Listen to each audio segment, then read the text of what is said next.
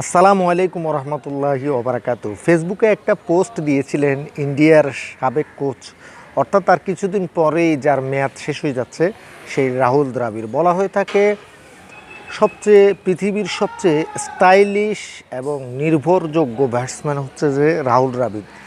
অনেকেই ক্রিকেটে রাহুল দ্রাবিড়কে আইডল হিসেবে মানেন। বর্তমানে যারা ক্রিকেট খেলছেন তারাও, এমনকি যারা ক্রিকেট নিয়ে যাদের স্বপ্ন আছে তারাও, অর্থাৎ একদম অনূর্ধ্ব 15 থেকে অনূর্ধ্ব 19 জাতীয় দল সব ক্রিকেটাররাই আসলে রাহুল দ্রাবিড়কে আইডল মানেন। সেই রাহুল দ্রাবিড় এই যে পুরো ইন্ডিয়া ক্রিকেটকে আসলে পুরোপুরি বদলে দিয়েছে।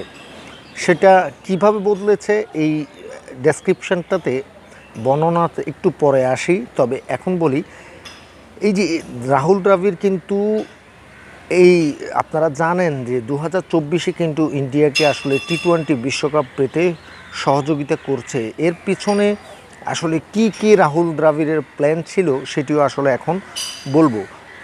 তবে রাহুল দ্রাবিড় ফেসবুকে একটা পোস্ট দিয়েছিলেন যে তিনি আগামী সপ্তাহ থেকে বেকার, কোনো অফার আছে কি, এনি অফার্স, এরকম একটা পোস্ট আসলে দ্রাবিড় দেওয়ার পরেই সেটা নিয়ে আলোচনা এবং সমালোচনা তুঙ্গে গোটা ফেসবুক জুড়ে। সবাই প্রশ্ন করছেন, তাহলে দ্রাবিড়কে কি বাংলাদেশে আনা সম্ভব, মানে তিনি কি বাংলাদেশের কোচ হবেন? তো এইটা আসলে অনেকে আসলে এই আলোচনা করছেন। তবে আমি যে বিষয়টা জানিয়ে রাখি সেটা হলো, দ্রাবিড় বর্তমানে ইন্ডিয়াতে কোচ হিসেবে জাতীয় দলে প্রায় 1,68,00,000 টাকা তিনি আসলে বেতন পান।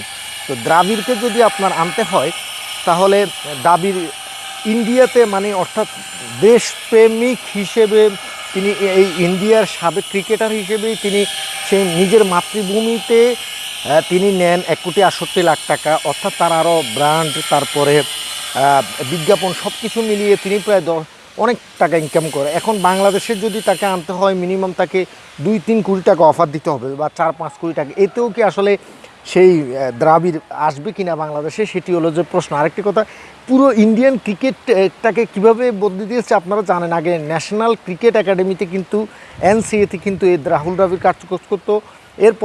এর আগে কিন্তু রাহুল দ্রাবিড়ের মতো একজন প্লেয়ার কিন্তু আপনারা জানেন যে অনূর্ধ্ব 19 দলের আসলে কোচ ছিল, অথচ ইচ্ছা করলেই তিনি কোচ হতে পারতেন। যাই হোক, সবাইকে ধন্যবাদ ভিডিওটি দেখার জন্য।